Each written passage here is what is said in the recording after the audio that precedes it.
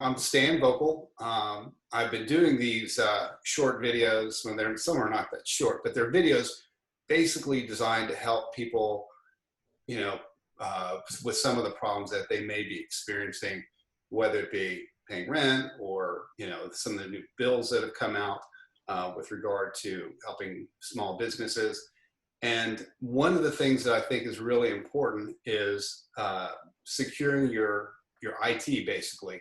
And one of the concerns that I think we all have is security and things like that. And how do we operate remotely, whereas before we go to an office, everything was there. So in order to, as a way of talking about some of these subjects, I wanted to bring in an expert. And I've got a friend of mine who I've known for a while, and he is an expert in the IT arena. He has a company called Solutions Information Systems, and his name's Tim Loney. So Tim, if you would just take a minute or so and tell us a little bit about yourself and a little bit about your company. Sure. Thanks, Dan. I appreciate it. Thanks for having me on today. I think Sure. this is really important to be able to get the message out to our small business clients out there that are struggling. Obviously, in the IT services space, this is like an extremely busy period of time because now we have all of these employees that want to work from home. So while everybody is trying to figure it out, we're in the background trying to make it all happen and make sure that this goes forward. But I wanted to make an introduction. We're a 20-year IT services firm. We provide IT services to small and mid-sized companies. So we pretty much are your IT department that handles everything from first level support, from desktop support to ordering your computers, setting them up, and managing them long term. So with that said, I'll let you lead in with some of the questions you might have. I mean, Yeah, there's so sure. much going on right now that it's just overwhelming sometimes for people. Yeah, it's incredible how things have changed in such a very, very short period of time. So obviously you've been working with your clients at their their IT stuff at their office, and taking care of all of that, not just the machines but also the security and all the things that go along with that. How are you working with your clients now? How have the needs changed now that they're at home, or I assume most of them are at home, versus being in the office? Yeah, so the dynamics have changed quite a bit. So, obviously our field service technicians that go out there and visit these customers face to face during a normal workday are no longer needing to go out on the road and do that. So we've got them all deployed remotely, working from their home offices on our network, on our software tools, and on our voice services. So they can do absolutely everything as if they're sitting in the office. The biggest thing in our messaging out to our clients when we send out our communication around this is we're keeping the back end running so you don't have problems on the front end. So Yeah. really maintaining, managing, making sure that things are secured, making sure that when we do set up users from a remote location, whether it be a home or wherever they're working from, if they're on the road and they couldn't get back, they're working from a hotel. How do we ensure that that channel that they're using to come back to the office is secure? And putting those type of securities in place to make sure that the information they're transmitting is not opening up a big hole in the network. It was a really clear message I gave out to my team is everybody's panicking, don't panic, do it safely and do it securely so that we don't end up trying to deal with an encryption or a problem on the network that was introduced because we made a connection to a network that was not secure. And fortunately, so far, knock on wood, we're good. We're getting those folks connected up to their networks, and they're working remotely, and they're doing it securely across virtual private network tunnels that are secured from that perspective. So just out of curiosity, what is a virtual private network? I'm like the least technical person you'll meet. So what does that mean? And then you also mentioned the voice part of it. Tell me about those two. Sure. So virtual private network really creates a secure channel between you and your computer and the network that you're connecting into. So it encrypts that communications between those two devices so that there's nothing can intercept it Okay. from that perspective. Is that So something that, well, let me just stop you for a second. Is that something that you obviously it's something that y'all will put in, or is it something that we need to buy through our service provider that y'all put in? I'm not really sure how that works. sure. So at your corporate network, you have a firewall, what we Okay. consider the edge of the network, the protection against the outside world. We want to make a connection to that firewall, and we use software licensing to be able to create a connection to that firewall. So it's really just a software installation on the end user's PC, Okay. and they launch that and put in their credentials, and then they're securely connected through that firewall. That firewall validates it's the right person. Mm-hmm. Gotcha. So one of the things that came up recently, and this is a Zoom call, is that some of the Zoom connections were getting hacked. So people were able to intercept, like what we're doing right now, having this Sure. conversation.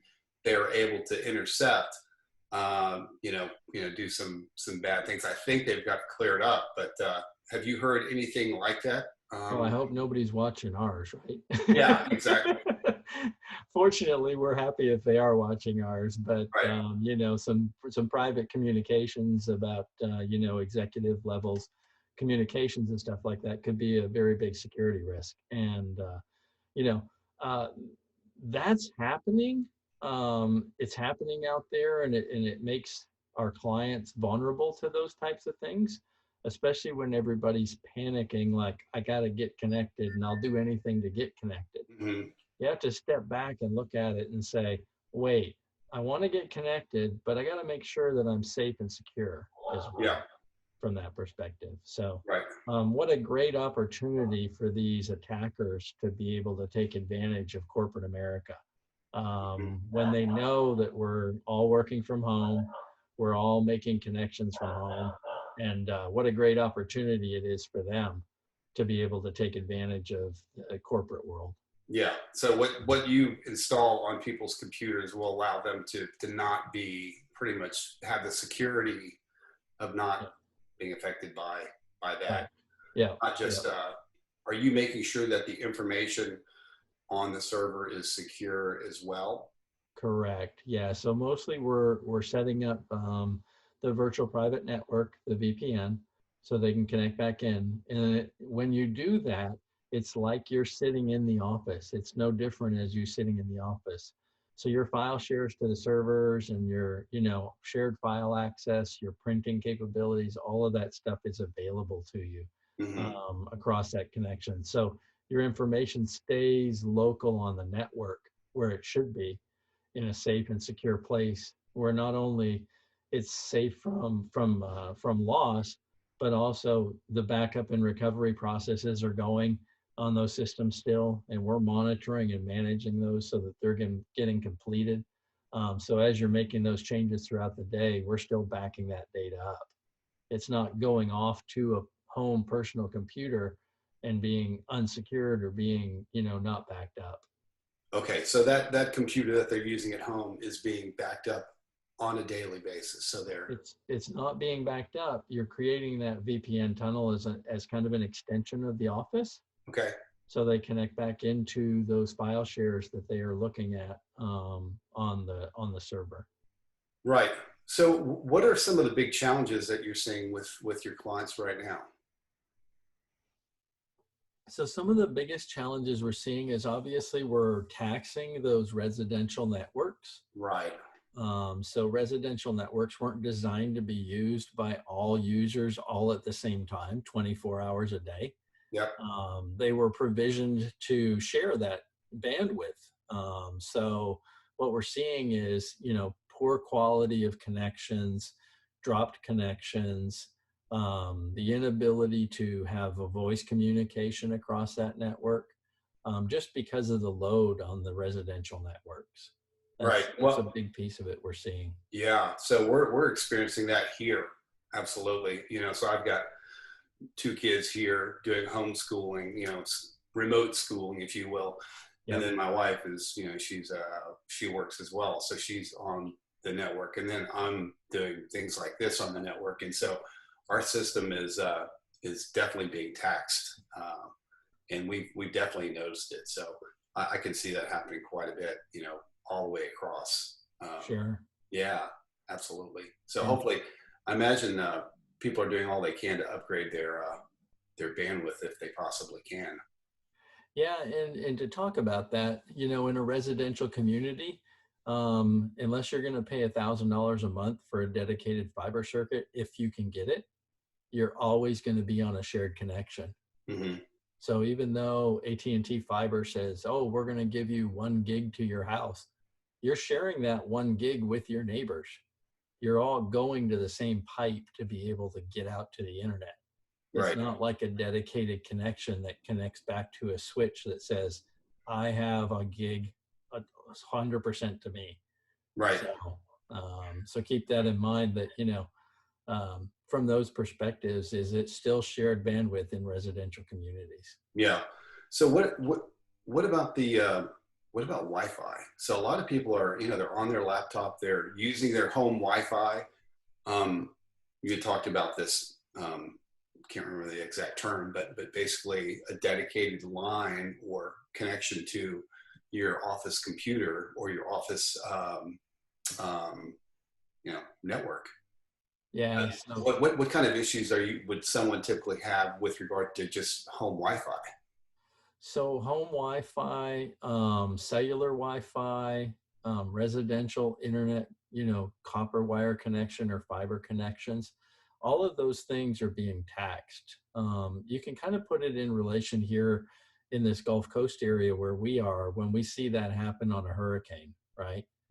When we get a hurricane in town and everybody's trying to get out of town, you see the cellular network getting overloaded Hmm. because everybody's trying to make calls because it's not provisioned to have everybody on the network. Right. And so, you're getting that same sort of utilization where, commercial networks are designed to be a heavy load network and Hmm. dedicated services to them. Right. So um, I think the biggest thing that we need to consider is how well is it working for your business? Do you have a business continuity drawn up? Do you know what your plan is?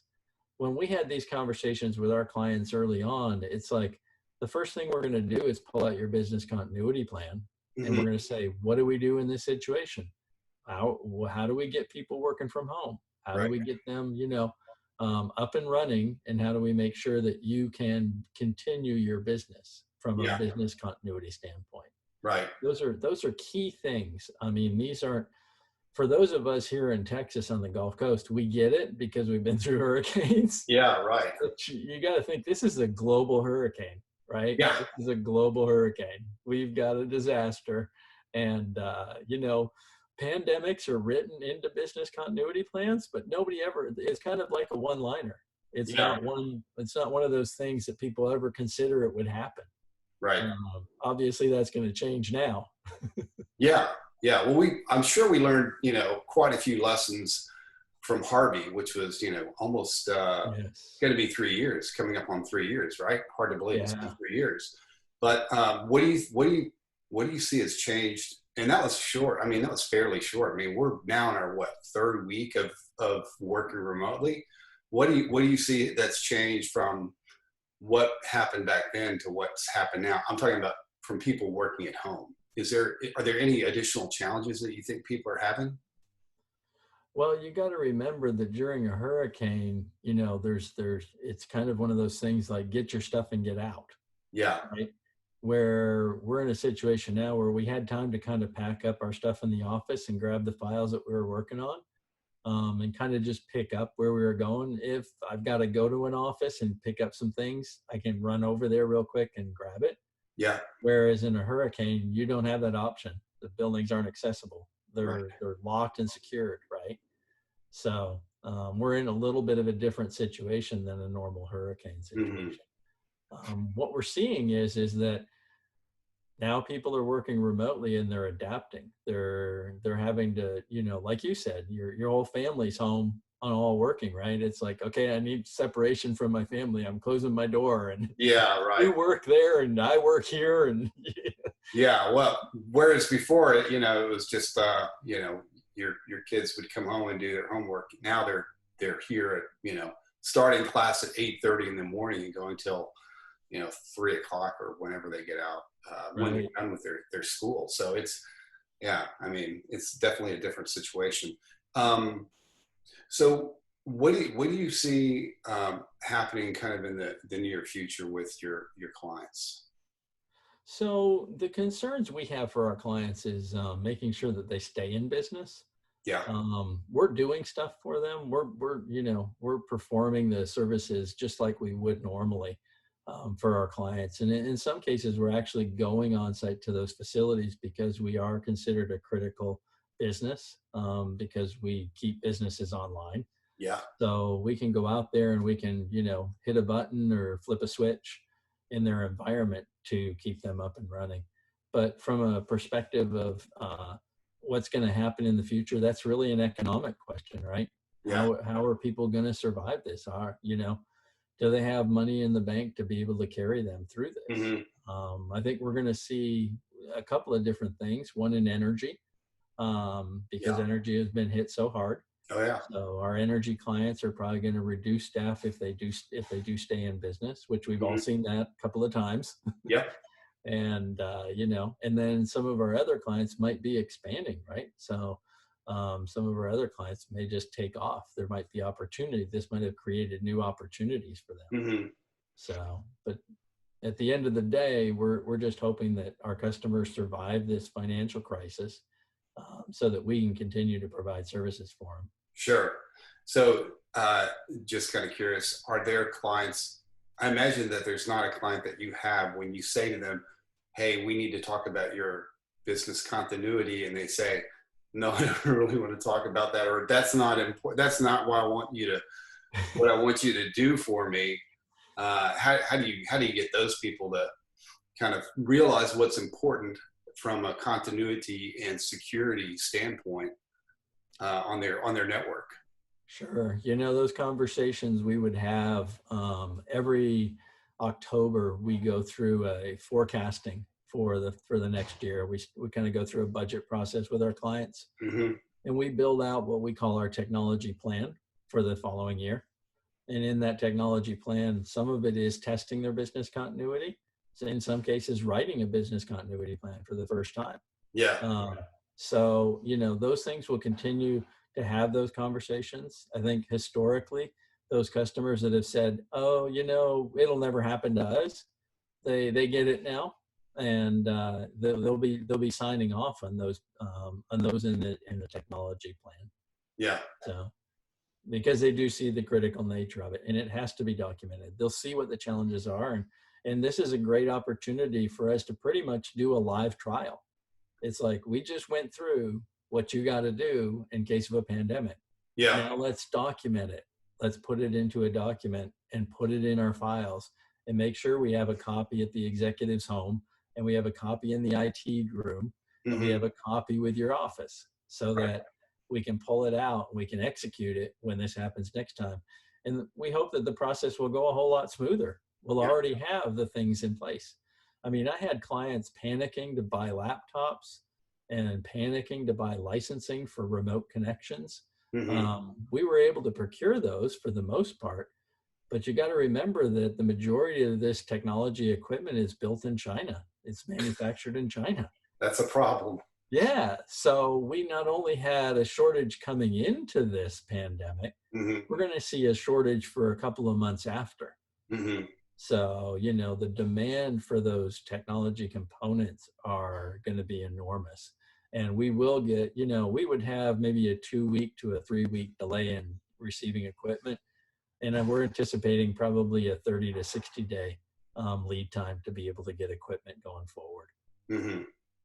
So So, I bet the people that your clients, when you do the October kind of projection or review for the following year, the upcoming year rather, I'm sure at this point they were like, really happy that, hey, I'm really glad we actually had that conversation back in October.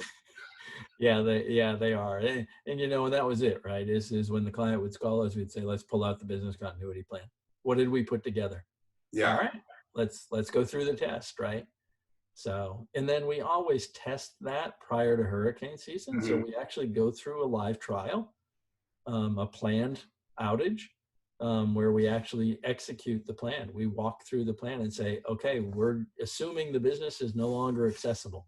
Hmm. What are we going to do? Let's walk through your plan and see if it works. See Yeah. if there's any gaps in the process.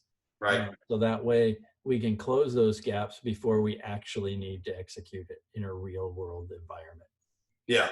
So one thing that you and I had talked about before is when your company comes in and starts doing work with, a company, a new client, you're not necessarily replacing an IT person. That's not always the case, or correct? Correct. Yeah, correct.